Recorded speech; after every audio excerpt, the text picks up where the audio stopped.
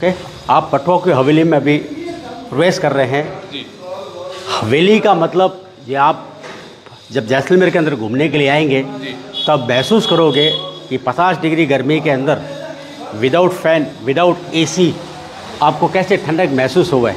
तो अब हवेली के एंट्रेंस परिसर में आइए, इस गेट के नीचे खड़े रहिए, आपको ये महसूस होगा कि कहाँ गर्मी है। लोग बोलते हैं जैसलमेर में 50 डिग्री से ज़्यादा गर्मी पड़ती है, तो हम तो इस परिसर के अंदर खड़े हैं, हमको तो गर्मी का बिल्कुल भी एहसास नहीं लग रहा है। तो गर्मी के अंदर ये ठंडे का एहसास देती है और ठंडी के अंदर एकदम गर्म का एहसास देती है। इसी सब के हिसाब से जो आर्किटेक्चर का जो आप काम देख रहे हैं, तो पत्थरों का निर्माण और बिल्डिंगों का निर्माण उसी हिसाब से किया गया है कि दोनों ऋतु के अंदर पब्लिक को दोनों ऋतु का आनंद मिले। आप ऊपर से देखेंगे आपको ऐसा लगेगा लकड़ी है, ये पूरा लकड़ी पर बिल्कुल भी काम नहीं है। यहाँ का जो पीला पत्थर है जिस पर यह काम किया गया है, उस ज़माने में जब हवेलियाँ बनी थी लगभग 250 पौने 300 साल पहले, तब आर्किटेक्चर कैसे आर्ट बना हुआ है अपना। तो हमारे जैसलमेर के अंदर लेडीज़ लोग ज्वेलरी पहनती है, हिंदू मुस्लिम हर कम्युनिटी 36 कौम की जो भी महिलाएं हैं जो ज्वेलरी पहनती है, हिंदू कारीगर मुस्लिम कारीगर दोनों ने ज्वेलरी की जैसे जैसे डिज़ाइन आती गई और डिज़ाइनों का सारा कॉपीराइट इस पत्थरों पर करते गए हैं। ये वही आर्ट देखने को आपको मिलेगा जैसा आप यहाँ से आप देखेंगे। ये झरोखा दिख रहा है, हम इसको लोकल भाषा में इसको हम गोखड़ा कहते हैं। यहाँ पर जो कान का जो झुमका है, ये कान के झुमकों का डिज़ाइन बना हुआ है, सिंगल पत्थर पर बना हुआ है। उसकी एक ही खासियत है, इसमें कहीं भी जोड़ नहीं है, बिल्कुल भी जोड़ नहीं है इसके अंदर। इसी पत्थरों को ऐसे बारीकी नक्काशी छेनी हथौड़ी द्वारा इस पर काम किया गया है।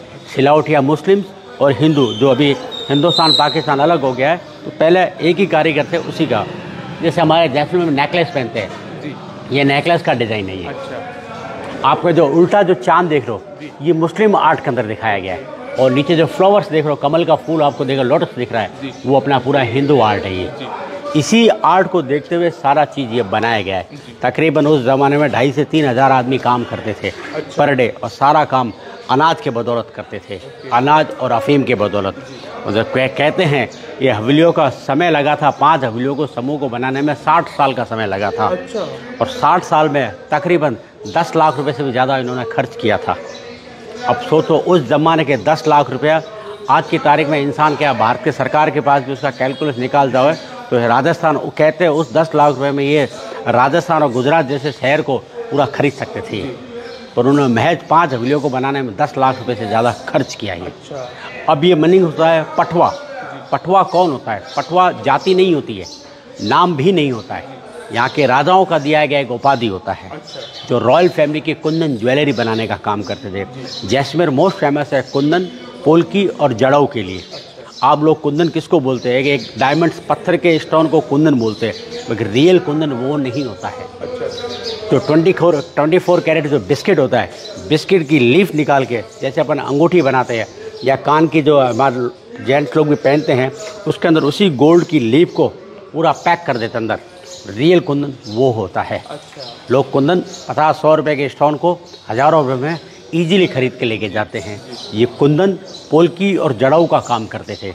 सिल्वर पर बेहतरीन मीनाकारी के ऑर्नामेंट्स बनाना, मंगलसूत्र बनाना, साड़ी के बॉर्डर पर जरी का काम करना, जो गूंथने और पिरोने का काम होता है, उस काम को लोकल भाषा में पटवाई का काम कहते हैं। पटवाई से इनको धीरे धीरे उपाधि मिला पटवा। हवेली आपको मैंने पहले ही बताया, हवेली का मतलब बड़ा घर और हवादार घर को कहते हैं हवेली। हवेली सिंबल मतलब धनी आदमी, धनी आदमी, क्योंकि उसके घर के आगे बेहतरीन काम होगा। इनके मालिक का नाम था सेठ गुमान चंद जी बाफना। श्वेतांबर जैन थे। जैन परिवार में 2 कम्युनिटी होती है, श्वेतांबर एंड दिगंबर। फिर श्वेतांबर परिवार थे, इन्होंने अपने 5 बेटों के लिए 5 घर का निर्माण करवाया। बनना चालू हुआ विक्रम संवत 1800। अभी लोग बोलते हैं हिंदू शास्त्र में बोलते हो विक्रम संवत, तो यंग जनरेशन को तो यह भी नहीं मालूम पड़ता कि विक्रम संवत है क्या। अभी विक्रम संवत 1800 बनना चालू हुआ और कंप्लीट हुआ 1860।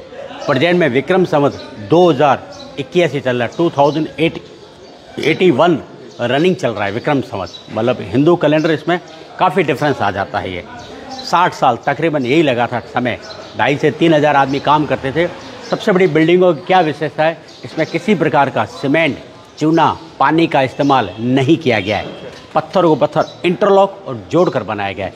इंटरलॉक सिस्टम कैसे होता है, आप ज़रा नज़दीक से आप पिलर के पास आएंगे, जैसे ये पिलर है, इस पिलर जैसे नीचे पत्थर का लगा हुआ है, इस पिलर के नीचे एक छोटा सा हॉल बनाएंगे और ऊपर वाले पत्थर के अंदर पिन सिस्टम बनाएंगे, उसके अंदर फंसा देंगे। दूसरा पत्थर, एक में हॉल दूसरे में पिन।